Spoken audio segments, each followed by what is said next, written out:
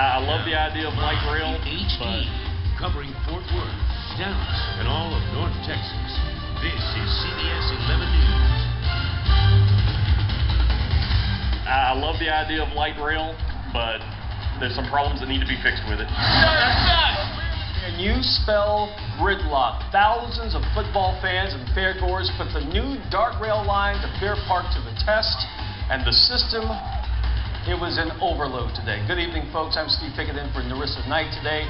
The weather, the fair, a game, a mechanical breakdown, all playing a role in leaving thousands of D.A.R.T riders frustrated and furious. The Green Line taking passengers from downtown Dallas to Fair Park today, or it was supposed to, a ride that usually takes a few minutes. For some folks, it took hours.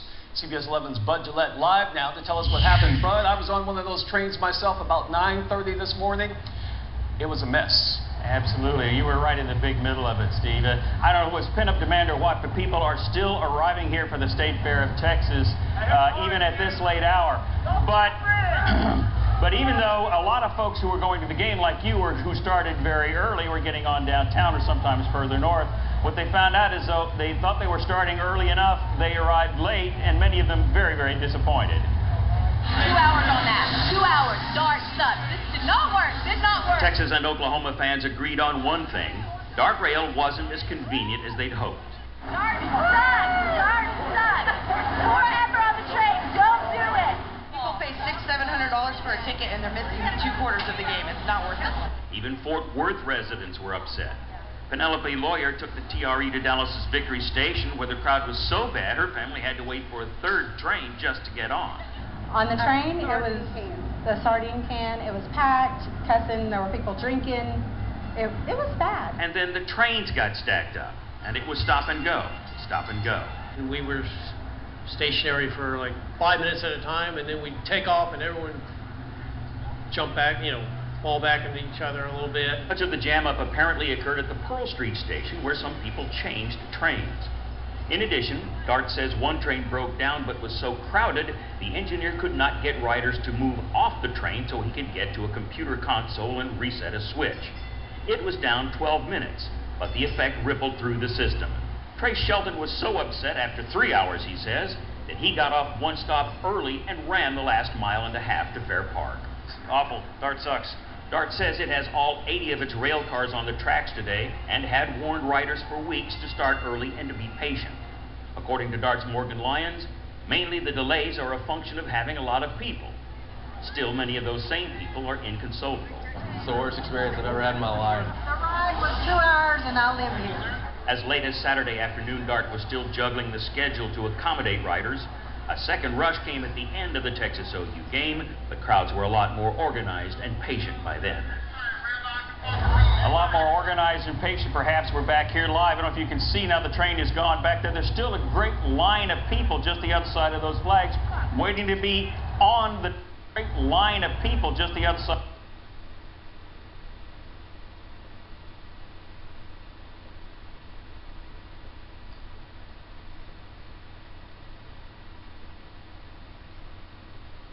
To be on the D.A.R.T platform in order to take the D.A.R.T train to try to go home. They're going to be here a while longer, it looks like, Steve. Live in Dallas Fair Park, I'm Bud Gillette, CBS 11 News. Long indeed. Thank you very much, Bud. The State Fair obviously is a big winner despite those long lines when it comes to the Texas OU game. When it comes to Fair Park, today's crowd, a much-needed boost after days of low attendance due to bad weather. CBS 11's Beth Wagner now continuing our team coverage from the State Fair with a look at the final weekend. Beth, it was pretty evident this was a pretty huge day for Fair Park. Oh, it is a great day for the park. I mean, what a difference football and a little sunshine can make. Take a look for yourselves. You can see behind me that the fair is packed today. It's a much welcome sight for vendors who actually call this year's event one of the worst economically.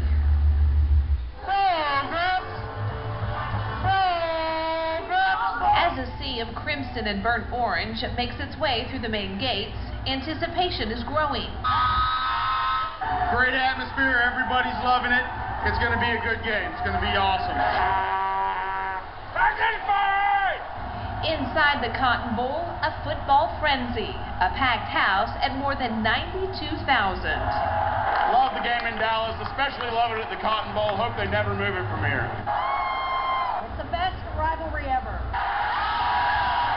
As the Longhorns take on the Sooners in the Red River rivalry, and the fans are evenly divided. OU on one side, UT on the other.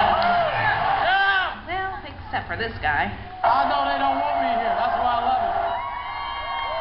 The sold-out crowd is exactly what the State Fair of Texas needed. Sales are down 20 to 25% due to weather. We have to cut the staff and send people home or tell people not to come in, so it's a little heartbreaking,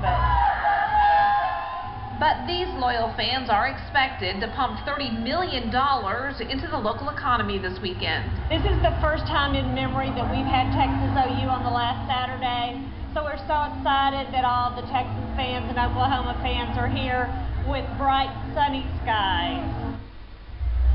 And you can still take part in all the fun. Miranda Lambert will be on stage tonight. The Commodores, well, they perform tomorrow.